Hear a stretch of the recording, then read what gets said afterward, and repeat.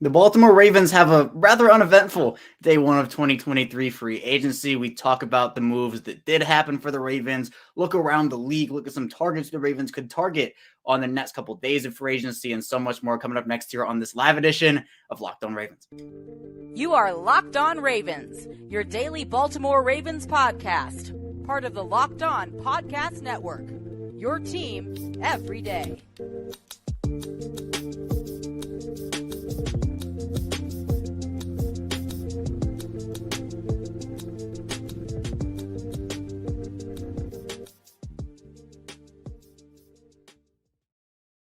Welcome into a live edition of Locked On Ravens, your daily Baltimore Ravens podcast. I'm your host, Kevin Oestreicher of Ravens Wire, here as always on the Locked On Podcast Network, your team every day. Thank you so much for tuning in with us here live, late at night edition here, making us your first listen each and every day or last of the night here on Locked On Ravens, a free and available on all podcasting platforms, including over on YouTube. And we are back here. It is a live episode towards the conclusion of day one of 2023 free agency. This is a pretty risky one. I'm not going to lie, pretty risky live stream by me, as you know, anything can happen at any given time. And here in free agency, even though it is now 11 p.m. Eastern, Baltimore still could make a move or two, but I'm just gonna assume that nothing's gonna happen here, and we might see a move tomorrow. But for the Ravens, they didn't do anything here in this first day of free agency. So we'll talk a bit about what actually did happen for the Ravens. Baltimore losing a couple of guys they obviously released. Calais Campbell, we'll talk about that as well. And just what the expectations were coming into this and kind of taking a look back at what last year's free agency was. We'll also take a look around the league, talk about some of the biggest free agent signings that happened throughout the day, what that could mean for the Ravens. Look at the AFC North. The AFC North, actually, a couple of moves happened there. So talking about that too. Then also looking a bit at targets for the Ravens, is obviously this is just day one. They can make a move tomorrow or the next day, and they even could make one during the recording here. I might have to break some news live here on the show, which is, you know, honestly, what I'm expecting this to be is this going to be like the biggest jinx of all time, where the titles, the Ravens do nothing. It's, you know, it's an uneventful day, and then all of a sudden something will happen at like 1 a.m. and I'll be like, well, all right. So I'm recording my show for tomorrow late at night tonight. Well, I guess in the morning, which will, again, go more over targets for these next couple of days of free agency. So a lot to dive into here today. If you hear this live in chat on YouTube, you can comment, you know, what your thoughts were. If you wanted the Ravens to do something, if you were upset about a move that did happen or didn't happen, I'll be engaging through chat here, so you can comment in the chat live, and I'll react to them as much as I can get to. If you hear this on YouTube, thanks so much for tuning in here late at night here. This is for the late night gang. If you're here with us on YouTube, be sure to like the video, subscribe to the channel. We're 5 days a week here on Locked On Ravens, daily Ravens content Monday through Friday. So whenever the Ravens have a big move, you know, we will do stuff for signings, for trades. I did some stuff for Calais Campbell's release. We'll have that all here on YouTube, and also in audio form, same show, both audio and video. I'll have this up in audio form after the fact, you know, after this is done here. So if you want to tune in anywhere you get your podcast in audio form, we have that here for you today. So again, the Ravens, a pretty uneventful day. It was honestly what I was expecting. I know a lot of people aren't necessarily happy with what happened over the course of the day, but this is kind of what happened last year, right? Where the first day of free agency, literally nothing happened for the Ravens. There were no signings, no re-signings, no guys leaving. 2022 free agency kind of took this path for the Ravens, where then the second day, you saw the Marcus Williams signing. You saw the Morgan Moses signing. I don't know if Baltimore has that wiggle room this time around, but I know that some people were waiting for a wide receiver, such as a DJ Chark, where, by the way, the wide receiver market was non-existent today, by the way, for what it is, or at least what it has been at the time of this recording. There was no movement wide receiver wise. Apparently teams just they're not trying to budge on what their prices are. The players apparently have very high asking prices. And, you know, there's just a disconnect between the players in the organization. So there are still guys out there for the Ravens, Alan Lazard and Jacoby Myers and DJ Chark and Odell Beckham and Adam Thielen, whoever, you know, whatever your preference is there, guys are still available, because, again, there's just been no movement whatsoever there. The cornerback market had a couple of guys go off the board. Patrick Peterson going to the Steelers. We'll talk about that in the second segment. Mixed Beans here says, give me James Bradberry. That's probably the top option now. I mean, Marcus Peters is someone who nothing happened with him. We'll probably be talking about him in this episode as well. But Bradberry, Peters, Jamel Dean ends up re-signing with the Buccaneers. So that was a target that some people had for Baltimore. But let's start off with the moves for Baltimore. There were no signings that the Ravens made, no re-signings, but they did lose a couple of guys, Ben Powers and Josh Oliver. And we'll talk about this in depth also on tomorrow's episode. But those two guys, they are losses, right? I think they're not replaceable. You're able to replace those guys. But at the same time, losing Powers, it was inevitable. I think Powers definitely priced himself out of Baltimore with how he played. And shout out to him. And honest, shout out to both of those guys, in Ben Powers and Josh Oliver. They were two guys, admittedly, I had outside of my roster. They were off my 53-man heading into the year, before final cuts. Now, they impressed a lot. And look, for Powers, there was a lot of questions about that competition at left guard. Is it going to be Powers, Tyree Phillips, Ben Cleveland? Ben Powers won that job, and he had a grip on it. He played extremely well. He got a bag from Denver. Let me tell you, 4 years, $52 million. I believe the guarantees were 28.5. I mean, that's something obviously the Ravens couldn't pay that with their situation. It was honestly more than I was expecting Powers to get. But as we know, the offensive line market every single season, teams will pay a lot of money for quality offensive linemen. You can never have too much depth on your offensive line. And with the year Powers had, and with that proven ability, and he's a young guy as well, Denver made an investment. They revamped their offensive line. They ended up getting Mike McGlinchey as well from the 49ers. So they really went in on their offensive line, Denver did. And you look at Josh Oliver, a guy that I was like 50-50 on Josh Oliver coming back. I didn't really expect it. I thought that the Ravens would probably want to just transition into their young players, Charlie Kolar, Isaiah Likely, obviously Mark Andrews is there too. Oliver played really well for him, though. Obviously, came out of college as just a big slot receiver is what people called him.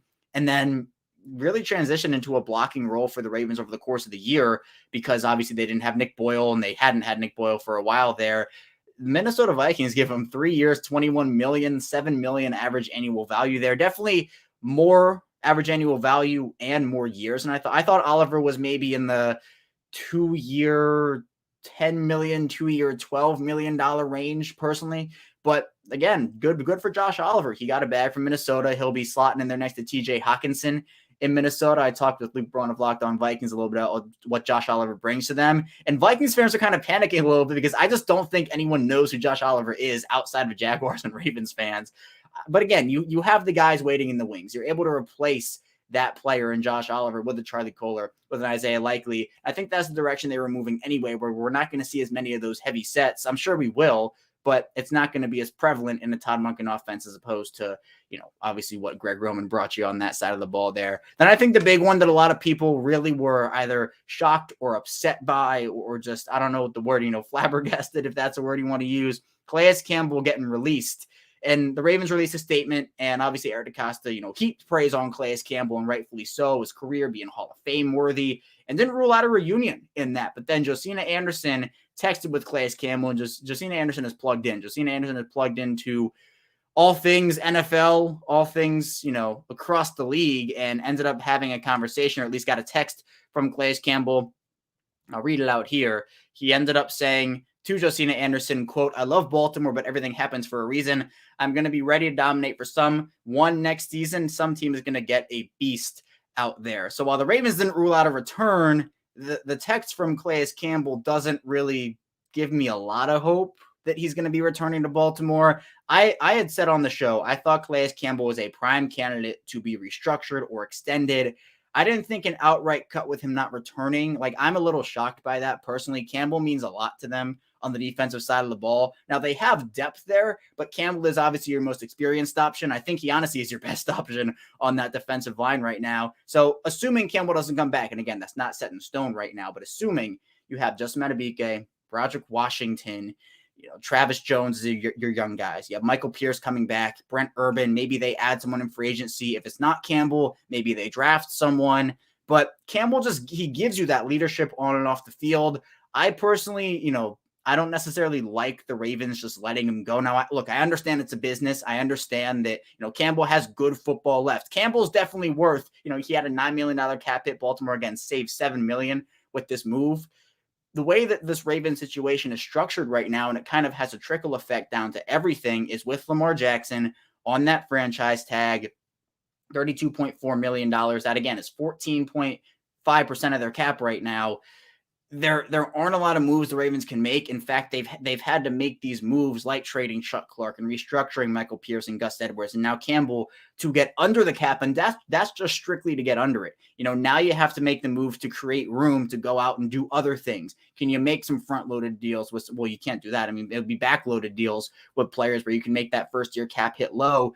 This is where the extension with Lamar Jackson is really not lack of an extension is really hurting Baltimore, because that cap hit for the Ravens this year, it is the fully guaranteed franchise tag. That franchise tag is fully guaranteed. If you were to make the extension work, you can make that first year cap hit low. Let's say $15 million. It's a matching number right there, about $15 million. It opens up a ton for you. So maybe you can keep a Calais Campbell around. There are other guys who the Ravens could have to let go or restructure. And Kevin Zeitler's in the same boat as Calais Campbell. You can save $7 million there if you're the Ravens. I'm not doing that. I don't think that's worth it for Baltimore to move on from a Kevin Zeitler. I didn't think it was worth it for them to move on from Calais Campbell. So maybe there's a world where Calais Campbell's able to come back and you're able to get the production you want out of him at a cheaper price. But maybe Campbell sees an opportunity elsewhere. He wants to win a Super Bowl. And I know the Ravens situation right now is a little in flux with who their quarterback's going to be, assuming, there were a lot of moves that indicate that, Lamar Jackson, how many teams are going to be out there for him. The teams are dwindling and the Raiders going out and getting Jimmy Garoppolo, right? 49ers, that was never really an option anyway. But these quarterbacks are going off the market. Sam Darnold going to San Francisco. It seems like Baltimore is going to have Lamar Jackson in 2023 somehow, some way. But at the same time, I think you have to be wary because, again, the other guys where you can save money is guys like Tyus Bowser, it's Morgan Moses, it's Michael Pierce, it's Devin Duvernay. I'm not touching those guys. I'm keeping those guys on the roster, but it's a matter of can you make the necessary upgrades with what your position is right now? How aggressive can you be if you're the Ravens? And Tanya Bowman saying here, when Calais was hurt and missed some games, teams were able to run on us. When he came back, we shut things down. Maybe you should have given Lamar a fair deal. Then we could make some moves. And it all ties back to Lamar is the whole point here. And Tanya makes a good point where Calais Campbell in the run game was he had such an impact for him, especially, when I know, people don't like to talk about Derek Wolfe, but Derek Wolfe and Calais Campbell in the middle of that line in 2020, they did some things together. They were a really, really good duo. Now you don't have either of them. And Wolfe had to deal with the injury, and that whole situation is another can of worms. But for Campbell in particular, he's a veteran. He's steady. He's still playing at such a high level in his 16th season, going into his 16th season. That's a guy personally I wouldn't have let go of, but I understand why they had to do it, because this Lamar situation trickles down to every single aspect of the team. And fans, I think, will begin to get frustrated if the Ravens don't start to make a couple of moves. I don't think fans are expecting them to go out and sign every wide receiver or trade for every wide receiver on the market. But at the same time, I mean, the Ravens talked about looking at the wide receiver room. No wide receivers have been added yet by teams. I think that's an opportunity for them to go out there and do that. And Rush says, do you think Calais would have taken a pay cut if asked to? I think potentially, depending on how much the pay cut was. If you're asking them to take a pay cut, again, his cap hit was $9 million. If you're asking them to lower that to maybe $7 million, $6 million, I think that's reasonable. But again, if that cap hit's getting lower to like $4 or $3 million, Campbell's worth more than that. I think, again, he said he loved Baltimore. I don't doubt him. But at the same time, he's worth a certain amount. Maybe he just feels like it's time to move on. Maybe the Ravens saw that salary cap. There's a lot that's unanswered right now, but by the tone of Campbell's text to Josina Anderson, I just don't see it. And Nick's Bean's actually doing me a solid here, giving me an update. I'm trying to keep tabs on Twitter while also looking in the chat to kind of read off things here. Apparently here, Davlin Tomlinson went to the Browns. They were looking for defensive line help. They missed out on a couple of guys. We'll actually talk about that. That's a good place to stop here for our first segment. We'll move into the AFC North, what happened throughout the league today in the second segment. So be sure to stay tuned. We still have a ton to dive into here on this live edition of Locked On Ravens. But first, I do want to tell you a bit about Ultimate Football GM. And today's episode is brought to you by Ultimate Football GM. You've heard me talk about this mobile game app, and if you've ever thought you make a good GM, you got to give this game a try. It's really not as easy as you might think to create a dynasty. When you play Ultimate Football GM, you get to control, manage every strategic aspect of your team as you play through seasons to lead your team to glory. Trying to build a historic dynasty, and they have a ton of great experiences you can have, and it's really a lot of fun. You can make good and bad decisions that really impact what your franchise is. Got to get the franchise quarterback, got to get the injury situation down. And once you download it, you don't even need Wi-Fi to play. It's, an app play. You really have to be able to download this game and get the full immersive experience in order to really enjoy it. I know personally I did. And with Ultimate Football GM, you're responsible for controlling the destiny of your franchise. You can hire the right coaches and coordinators, manage all the finances, including negotiating player salaries and terms. You navigate your franchise through free agency, the draft, injuries, player personnel, issues, and all the ups and downs of a season. All it's in a challenging and realistic game role. Ultimate Football GM is going to be free and playable offline. You can play on the go as you want and when you want to. So Locked On Ravens listeners, get 100% free boost to their franchise using the promo code Locked On in all caps in the game store. That's Locked On in all caps. Make sure to check it out today. Download the games at ultimate-gm.com or look it up on the app stores. That's ultimate-gm.com. Ultimate Football GM. Start your dynasty today. We are back here, our second segment of Locked On Ravens Free Agency Edition. Kevin Allstriker still here with you live on YouTube. Also, it will be up in audio form after the fact. But again, an uneventful day for the Ravens free agency-wise, at least at the time of this recording. The Ravens could go out and make every move the second I end this recording, and honestly, it's on parts. It's happening to me before. Mike McDonald was hired after I recorded a show, and I had to re-record that one. But the Ravens, again, they end up just losing Ben Powers. They lose Josh Oliver. They release Calais Campbell. That was really it for the day for them. There wasn't a ton on the wide receiver market here. And it was an eventful day otherwise. I mean, let's look at the AFC North first of all. The Steelers end up getting Patrick Peterson. It's a move that I think a lot of people reacted to name-wise, where Patrick Peterson obviously has had such a good career, obviously for Arizona, played in Minnesota these past couple of years. Patrick Peterson is not the Patrick Peterson of, like 2015, 2016. Still a solid player, don't get me wrong. I think it's still a good signing for them. The Steelers actually lost Cam Sutton, who ended up going to the Detroit Lions on a 3-year deal. So the Steelers get a guy in Patrick Peterson to kind of replace Cam Sutton there. The Bengals lost a couple of guys here. They lost Von Bell. Von Bell goes to Carolina, and Jesse Bates goes to Atlanta. So they lose their safety duo. And apparently they were potentially in on Draymond Jones, who went to Seattle. The Browns were the one that, again, were looking for that defensive line help. A lot of people had them linked to Javon Hargrave, who went to San Francisco. Draymond Jones ended up going to Seattle. And Jesse Bates was a guy that they had potentially targeted. He goes to, again, Atlanta. So the Browns missed out on their top 3 targets in free agency. The Browns re-signed a couple of guys, Sion Takitaki. They bring back Ethan Pocic as well. So they do get a couple of their depth pieces back. The Bengals re-signed Jermaine Pratt, and that Jermaine Pratt, who took to Twitter to say he was going to eliminate the Ravens in the playoffs, and he ended up getting run over by J.K. Dobbins. But it's interesting because around the league, Tremaine Edmonds, he ends up going to the Bears. And that's kind of funny because they traded Roquan Smith to the Ravens. The Bears gave, I believe, Edmonds got a 4-year, $72 million deal. Roquan Smith got 5 years, $100. So personally, I'm taking Roquan Smith, especially with the way that he was able to perform over the course of the year for the Ravens in the second half of the year. He was one of their best players. But yeah, Dalvin Tomlinson, that's breaking news here from me and Rappaport, 4 years, $52 million. That's Tomlinson's a good player and not in the same realm, I think, or at least he's close to the guys like Hargrave and Draymond Jones, but he's not those guys. So Hargrave got, I think, 4 years, $80 million. That was a huge, huge, huge deal.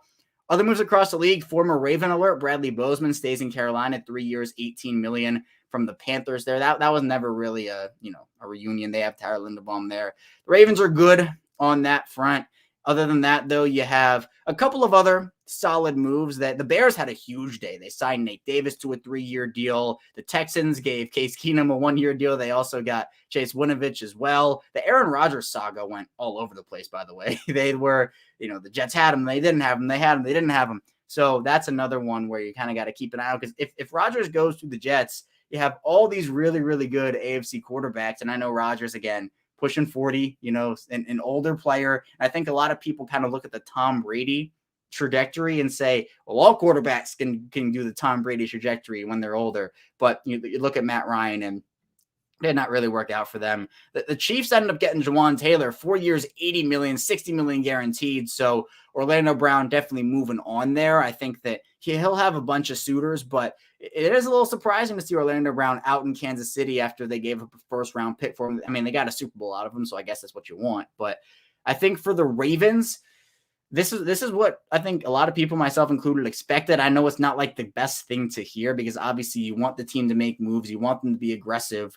But there are still options out there for them. There have been a bunch of wide receivers that we've been talking about here on Locked On Ravens that haven't been signed anywhere. We'll talk about those guys on tomorrow's episode, also in the final segment. But Baltimore Get Up says, I hope they didn't mean revamp by getting a bunch of undrafted wide receivers again. And obviously he's talking about the wide receiver room there. I don't think so. You never know, because again, we've kind of heard this talk from the Ravens for a while where we're looking at the wide receiver position. We feel good about these guys, and it doesn't really work out. But I'll say I'm confident. Maybe it'll burn me, but I'm confident that Baltimore will actually make a signing, like an actual solid signing here. I know the reports have been that Baltimore is looking, Alan Lazard is someone who they really, really like. Maybe that's a guy that, you can talk about, but maybe DJ Chark. I think DJ Chark is someone who, to me at least, looks like a realistic option. I don't think he's going to break the bank or anything.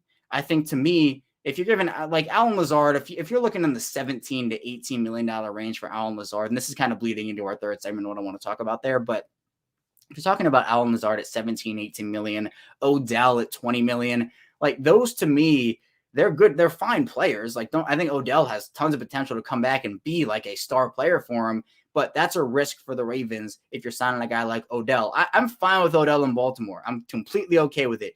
Just not at a 20 million figure. That's where I am on that. I think more realistic options for the Ravens free agency wise, DJ Chark just seems like a Raven at this point, like a younger guy, had success in Jacksonville, Detroit. He also played really well. The issue has been the injuries. If he can get over the injury hump, and again, I know a lot of people don't want to hear that. And look, I'm the same way. I don't want to take another risk on an injury guy and then not have a workout for the Ravens. I'm with you. I'm 100% in that boat. But I think Chark has the potential to be a very solid 2-3 option in this offense. And again, he's not going to break the bank. Adam Thielen, another guy who, I talked with someone who's in tune with the Vikings, and Thielen still has stuff left in the tank. This was a pure salary move. Now, Thielen is definitely on the older side. This would not be, you have your wide receiver 1 or 2 for 10 years. And Thielen at this point, I don't think so wide receiver 1. I think he's definitely like a high-ish end wide receiver 2, right? Like that's, I think, where you are with that. But look, I think for me, the most successful offseason would be, again, I mentioned it, trading for DeAndre Hopkins. I know people have mentioned Cortland Sutton, potentially Jerry Jeudy, another option that maybe they could look at. I know Denver might be shopping some of those wide receivers there. So you can make that move, and then you can go and draft a corner in the first round, bring back Marcus Peters, bring back Justin Houston. I'm definitely cool with that. But at the same time, realistically, maybe it is Thielen, maybe it is Chark. If it's both of them, heck, you can sign me up for that. I think that'd be kind of cool. But Baltimore Get Up saying, I want to trade for Jerry Jeudy if they want a 4th and Prochet. I think I'd take that deal in a heartbeat, 100%. Jerry Jeudy, him and Lamar have a connection. I think that would help. And plus, I think Jerry Jeudy's one of the best route runners I've seen, especially in college film coming out from Alabama. He has a route running tree. He has quickness off the line. He's a player. Now, the drops have been a thing for Jerry Jeudy over the course of his career. They've been on again, off again with the drops where he will sometimes struggle. He had the injury. So at the same time, you have to weigh the pros and the cons of these guys. But if you can just imagine the Ravens wide receiver room as it is right now, right? You have Rashad Bateman, you have Devin Duvernay, and let's just leave it at those. Let's just leave it at those two right now, Bateman and Duvernay. Imagine adding a DeAndre Hopkins to that. Imagine adding a Cortland Sutton. Imagine adding Jerry Jeudy. Imagine adding Adam Thielen, and imagine adding DJ Chark. Let's just do those 5. Each of those 5 brings something. They improve. They are a upgrade. Now, Hopkins is that number 1. DJ Chark, again, is more of the low-end wide receiver 2, high-end wide receiver 3. I think each of them dictates how the rest of the offseason goes. If you get a DeAndre Hopkins, if you get a Cortland Sutton and Jerry Jeudy, you don't have to necessarily go out and take a receiver at 22. You can if you want to. You can go out and take a Jordan Addison or Jackson Smith and Jigba or, a Zay Flowers. Or you can take a corner there, which is another need for them. If it's a DJ Chark, I'm more inclined, if I'm the Ravens, to maybe take a wide receiver at 22 and add to that. So Hopkins, I think, to me, is still my number 1 option. I would love DeAndre Hopkins on the team. I think he fits really, really, really well. Depends on the asking price, though. Mixed Beans saying DeAndre Hopkins is available. Baltimore Get Up saying Arizona, I hear, is being greedy. And that's the price. Depends here. The thing that complicates this is Baltimore doesn't have a second-round pick. If you can get DeAndre Hopkins to be the Ravens for a 1/3 or 2/3, 100% phone it in, take it, I'm signing that in a heartbeat, 100,000%. But if Arizona's really pushing for that second or really pushing for a first, which I don't think a first is plausible for him because of his contract, because of his age. Yeah, the suspension, which I know some teams really value in terms of we don't want a guy like that. Other teams don't. I personally doesn't matter to me. It was a PED suspension, and it's whatever at this point. But, Mixed Beans saying Jalen got a third. What would Hopkins get? I mean, I think it's probably in that same boat. I think it's probably a third. Jalen went for a third and a young tight end who was a third. So technically that was 2/3. If you really want to look at it that way for DeAndre Hopkins, maybe if I'm the Ravens, I'm giving up a third and a third, third this year, third next year, third and a fourth. I think that would be ideal, but I don't know if Arizona does that. So, I mean, yeah, Travis says a fifth. I'm with it. I'm with a fifth, 100%. So the Ravens have options at wide receiver. Just because the Ravens didn't do a ton today, in fact, they didn't do anything in terms of signing, you're still able to work through these next couple of days here, figure out the market as things kind of settle down, teams start to use up their cap space, and then you can figure it out from there. But coming up in our final segment, we'll be talking a bit again about what the Ravens can do moving forward. We talked about wide receiver. We'll talk a bit about corner, the guard positions, and a lot more. Still a lot to talk about here on Locked On Ravens. But first, I do want to tell you a bit about FanDuel, and this episode is brought to you by FanDuel. The midway point of the NBA season is here. Now is the perfect time to download FanDuel, America's #1 sports book, because new customers get a no sweat first bet up to $1,000. That's bonus bets back if your first bet doesn't win. It's download the FanDuel Sportsbook app. It's safe, secure, and super easy to use. Thinking about everything from the money line to point scores and threes, trains, and for those who do not know, big Denver Nuggets guy over here. They're on a 3-game losing streak. It's been kind of tough over these past couple of weeks. But if you want a Nikola Jokic triple-double, find that over at FanDuel. And they have so many more exclusive bets, like the 2x3, which is 2 3-pointers scored in the first 3 minutes. Plus, FanDuel even lets you combine your bets for a chance at bigger power with the same game parlay. So don't miss the chance to get your no sweat first bet up to $1,000 in bonus bets. When you go to FanDuel.com/lockedon, it's FanDuel.com/lockedon to learn more. Make every moment more. FanDuel, an official sports betting partner of the NBA. We're back here. It's our final segment of Locked On Ravens here again. Live edition. Kevin Oestreicher, your host, still here with you on the eve of the first day of free agency. Well, the night of the first day of free agency. Thanks so much for tuning in here on the live edition. If you're here with us late night hours, about 11:30 here Eastern time, be sure to like this video, subscribe on YouTube. Also, again, 5 days a week, daily Ravens content, news, analysis, updates, anything free agency related, trade related, we'll have it here for you on Locked On Ravens. Same thing in audio form. It's the same show, both audio and video. So be sure to follow along anywhere you get your podcast. And we'll continue talking about where the Ravens are right now, what they could do moving forward, because again, this is a team that has lost a couple of contributors. Baltimore did not add anybody, at least at the time of this recording. So the Ravens have some work to do here, especially as they look to upgrade their roster, but just how much can they upgrade it? How aggressive can they be? And Baltimore Get Up says, I'll give 2/3 and they can have Dalen Hayes for free. I think that's for DeAndre Hopkins. I don't even think Dalen Hayes is on the team anymore. I think there was an injury settlement, if I'm not mistaken, or he's just not with them anymore. So the Cardinals can get him for free anyway. That's what they can do with that. But other than that, you look at the holes the Ravens have. We've talked about wide receiver. Corner is another one. The corner market, if you're looking for a clear upgrade over a Marcus Peters, James Bradbury was mentioned early. I mean, it depends on his market. I feel like the Ravens, the more likely path and the more likely scenario, especially with what the Ravens have with their cap situation with the Lamar Jackson non-exclusive franchise tag, and never stop saying here, Lamar just needs to sign already. It would help. It would help if he signed an extension and that first year cap hit lowered. But the Ravens, it feels like the path to getting potentially a stud star corner to put next to Marlon Humphrey, it's just drafting the guy in the first round. That's what I've been saying here, where wide receiver and corner are obviously premium positions. We see the market for wide receivers right now. Odell asking reportedly for $20 million a year. Allen Lazard, Jacoby Myers, these guys asking for 10, 13, 14 plus million. Corner's the same thing. Corner's also a premium position, but it seems like that market is a little deflated compared to what wide receivers are actually asking for. But they require a very pretty penny to go out there and get a guy like that in free agency. So if you can sign, and again, it depends on the class. This free agent class, it's not wonderful corner-wise. It has solid options, but again, Jamel Dean is off the board. So where are you looking? It's again, Peters, it's Bradbury, some of these other somewhat 2, 3, maybe corner 4 options. In the draft, this corner class is extremely, extremely, extremely strong. You have maybe 8, 9 guys who could potentially be first-round picks. I don't know if Baltimore's going to have the facilities to go get a guy like a Devin Witherspoon or a Christian Gonzalez or a Joey Porter Jr., but if Deonte Banks is the guy, if Cam Smith is the guy, there are others as well. I think the Ravens could definitely look to do that, especially, and that's been my plan all along here, where The Ravens wide receivers, let's get back on that topic for a second, where DeAndre Hopkins, you know who he is. He's a proven player. He's had the success in Houston. He's had the success in Arizona. You know what DeAndre Hopkins brings to your team and brings to the table.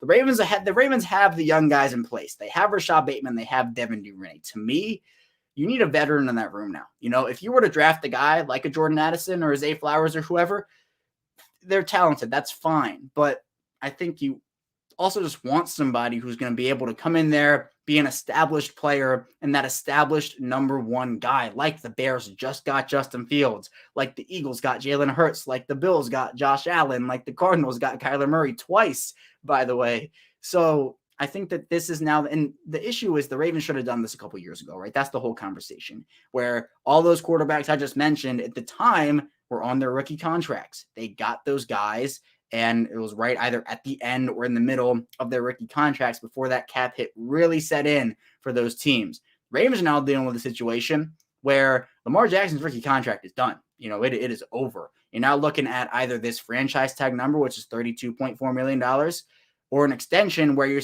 hopefully, again, that first year cap hit is low enough where you're able to make a move or two, but then it skyrockets where you could have had maybe a number one wideout on a big contract with a couple low cost years of Lamar Jackson. So that, that's done. It's, I guess, water under the bridge at this point, but I still think there was mismanagement in Lamar Jackson's rookie contract. But regardless, in my point, with the Ravens and what they have, if you can put a veteran next to a Rashad Bateman, next to a Devin Duvernay, a DeAndre Hopkins, a Cortland Sutton, even a Jerry Jeudy would qualify at this point, a guy who has proven it at the NFL level, as opposed to drafting another rookie to come in and see what he has and see what he can do. To me, that's the better option at wide receiver, is a veteran, while the Ravens at corner could add a young star rookie with that 22nd pick, address both the needs like that. You can still add a wide receiver in the draft. There are plenty of mid-round wide receivers, Marvin Mims, Jonathan Mingo, Rakeem Jarrett, Jalen Hyatt, maybe a Tank Dell. You have other options, but to me, I think a corner is the better pick if the Ravens are able to trade or sign for a wide receiver. And Judge Baltimore is saying teams will overpay for Hopkins. Free agent market is bad. No true star in the draft. I can understand this angle. I don't think I think that the market for Hopkins might be a bit like a tad richer than some people might anticipate, but I don't think it's going to be first round pick. I think maybe the max I can see for him going is a second. Like, I think that could be, and obviously Baltimore doesn't have a second this year, so that's a different conversation. But never stop saying Ravens got the momentum and Lamar is hurting the team and himself. I don't think Lamar's being greedy or anything. I do think that him not being signed hurts the Ravens right now because they just don't have the space to do a lot, because you have to be cap compliant, and regardless of how many people say, the cap is a myth, the cap is cap, all those different sayings, the cap hit for Lamar is what it is right now. It's $32.4 million. That's a lot of money. And to not have him sign to a long-term extension, not have that security, I think it just leaves them in a sense of limbo where, again, I've talked about it. It ties the Ravens' hands behind their backs to not have Lamar signed right now to an extension. So at the end of the day, who knows? And this came up on Twitter. I saw it in the comments of one of my tweets, and I do want to put it out there for people just to kind of think about. Kirk Cousins signed 2 franchise tags and signed a long-term extension. And in that deal, 3 years, I believe, was $86 fully guaranteed. Lamar might be going that same path. The franchise tag is a risk to play on 100%, but that's fully guaranteed money, and that's what he wants. So if you can get a fully guaranteed 32.4, a fully guaranteed whatever the tag is next year, and then hit the free agent market again in 2025, and maybe by that time someone else has a fully guaranteed contract, maybe you can set the precedent yourself, then maybe you have 2 really strong years. Maybe that's what happens, and I think that, again, it would just gut into Baltimore's cap space if that were to be what happens, because you're in such limbo about, well, is he going to get traded? Is he going to get signed to an extension? Is he going to walk somewhere? Because right now there's that aspect too, where Lamar obviously can't start talking to teams until the league year starts on March 15th. So there's still a couple of days before that happens. But with every team that, like the Raiders with Garoppolo and some of these other teams here, the salary cap space dwindles, the needs dwindle, and you start to have less and less teams be interested or have an opening for a player like Lamar. So Baltimore get it back to Hopkins saying, I'll pass. How about 86 and Queen for 34-105 and Hopkins? I've seen the Queen scenarios here. Unless you get, I think Queen for a second is what I would do straight up. having Queen on the defense, I think helps. It's hard to envision with Roquan Smith being there a potential long-term future for Queen in Baltimore. Maybe they can make it work. I think it'd be cool if they could, but in reality, paying big contracts to two linebackers is just not what the NFL is nowadays. And with the big contract to Roquan Smith, getting Patrick Queen, I think Queen's going to earn a lot of money. I think he's a very good player, a very good young player. With what Queen's going to be asking for, I just don't see how it could work right now. Maybe it can, but if the Ravens can get a second-round pick for Queen or more, that's probably where I trade him. For now, he's on his rookie contract, and you can kind of cross that bridge when you get there next year. I think you still have one more year. Now, if teams will pay more for the extra year of control and they're able to give a second-round pick in that situation, and if you're the Ravens and if you know he's going to walk anyway, maybe, all right, maybe you do that, but at the same time, I think there is a good on-field aspect. Queen's played really well. I've really enjoyed watching his growth. But if he's not a part of your long-term future, when do you say, yeah, we want to get something of value for him, or do you just let him walk for the third-round comp pick? Because that's what it would be, right? If the Ravens let him walk, the deal that I think he'd get would be third-round comp pick money. So you just let him walk for a third. So I think it'd be second or up is where I'd go for Patrick Queen there. Rush saying Queen's going to want his money after the 5th year. He's going to get a nice payday. I agree. I 100% agree. I think that Queen will get a payday. So you got to analyze what you need, analyze your cap situation. What's the deal with Lamar? What's his situation going to be? But again, I'll kind of end it here with, it all ties back to Lamar. It's what Lamar's situation ends up being, whether it is an extension or he walks or he leaves. Until Baltimore kind of has that resolution, there's only so much they can do, especially with Lamar currently taking up 14.5% of the cap at the moment. But that's all I have for you here today on this live edition of Locked On Ravens Nightcap Edition. Again, about 11:30, 11:40 here on the East Coast. I'm going to get back here tomorrow. We're going to do another episode. It'll come out 6 a.m. tomorrow. We're going to be talking more in depth about the targets, wide receiver targets, corner targets, as the Ravens go through these next couple of days of free agency. So be sure to stay tuned for that here. Be sure to subscribe, like the video on YouTube, follow along in audio form, and I'll see you right back here tomorrow.